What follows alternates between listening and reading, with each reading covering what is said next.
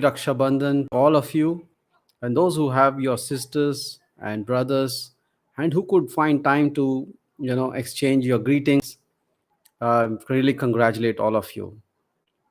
And today's topic is, who's the number one killer of your dreams? And most of you would agree with me instantaneously that it's nobody else other than yourself. Is it right or not? That most of us all have dreams, and something happens between the time we commit to our dreams and we live on it, probably work towards it, and something comes and ambushes it and kills it most often, right? It's not that we don't have that ability to hold on to our dreams, but most often that we don't last long enough to carry forward that mission that we have taken on ourselves. My experience has been no different. Every year I set on to write my goals, and most of the goals are never accomplished.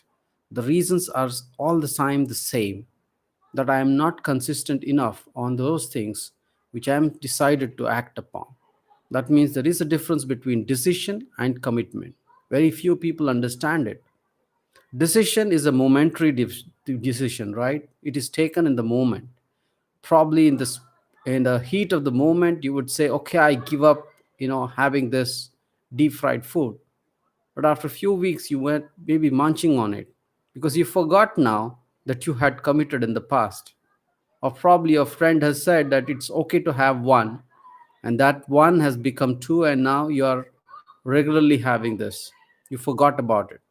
That means the decision to commitment, there's a big difference. Commitment is living that decision every single day. That's the difference between your commitment and decision. Decision is momentary, commitment is living that every single day. So you're due for your commitment today and the next day, and it goes on that way. And the number one killer for your dreams is mostly because you have forgotten your decision and the commitment isn't there anymore.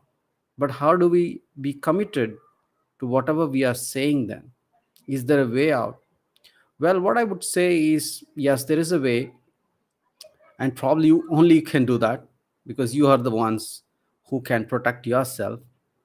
So don't take too many decisions so that your commitment becomes easier. That's a simple way. For example, you decide to do anything radical. You just don't make too many decisions, but take that one or two that are very, very important. I would say just one. And then probably be committed for it for at least 100 days. People say about 21 days and 30 days. I don't get that. But for me, it was more than 2 years, probably. Yeah. It's like 2 years. You got to live on that commitment. That's when you can actually say that your decision has worked for you. Because then that decision, which turned into commitment by living that every single day, has eventually given you that result that you can now trust upon, and then you can actually go further on it easily because now you can see the result, and that's the reason why you trust. Let me give you a smaller example. Way back when I started giving up on the deep fried food, I had low to no belief that it actually impacts. But I just did it, decision way back in April 2016. And obviously, I thought that it was a bad decision because there were a lot of good food served there, and then I can't have any of them. But the initial remorse settled down, and the commitment continued. And it continued because I made my people around accountable for it. I just declared them that I give up my deep fried food, and eventually they became my accountability partner. Each one were guarding and making sure that I won't default it. And I started promoting to everybody saying that I've given up. So they were all around me watching if I'm going to have it. So what happened? It did continue for many months, more than 100 days for sure. And then, of course, nothing earth shattering happened. Okay, then it continued for many more months and it turned into a year. And definitely nothing much happened. No rate reduction, nothing big people could notice in me, except that my sacrifice was costing on me much more because now I can't have most of my favorite foods anymore. But it went on for another 16 to 18 months. Still no change in my body, physical, nothing changed. Really, nothing changed. And it turned into 24 months. And I thought at least now people would say that I'm a great guy, that I gave up on deep fried food and bodily looking different. But no, not even then. Probably 4 months later, after that day, people suddenly started noticing a drastic reduction in my body fat. They said that you have changed in some way, and I couldn't tell them that what it was. Of course, there was a lot of sacrifice of 28 months before I could see somebody talking about it outside. But to last 28 months was the bigger game. See, what you need to do is have that bigger vision, see through it, develop some kind of a hatred for it. So what I saw in one of the movie clip was how they were taking the animal fat and making ghee out of it or oil out of it. And I started believing as if, I mean, I made it up, that this is exactly the food that I'm having if I'm having the deep fried food. And obviously nobody wants to have that kind of a bad food. And I exaggerated in my mind, and I made it sure that I started hating that food. And that's how it worked for me for a longer time. See, most of us have now nothing called willpower. Willpower is like a battery, it's gonna get drained very faster. So what lasts mostly is the deeper impression, the visual impact that you have created yourself, what story you have told to yourself, is what going to last longer. So if you want to convert your decision into commitment and stop that number one killer of your dreams, all that you need to do is to hold on with a bigger story in your mind for a longer period and have the people around you made accountable for it. And that's when you can probably get there.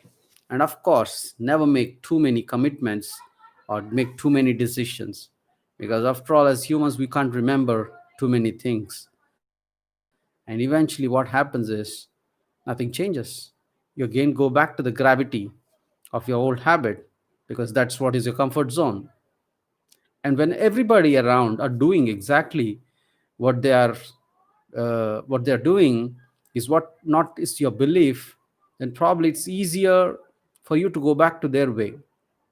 If you're setting a standard which is very different from people around you, then the fight is bigger. So also the another suggestion is, try avoid getting into the places where you'll be lured to get into those old habits. Meaning, if you've given up on smoking, avoid everybody who smokes. Stop going to that evening parties. Stop going to the lonely places where you feel like you're being pulled. Yeah, you got to change your, friends and people whom you mingle with. And that's how you can probably manage it. So I wish you all the very best, and make sure that take one decision today, that one habit that you want to change.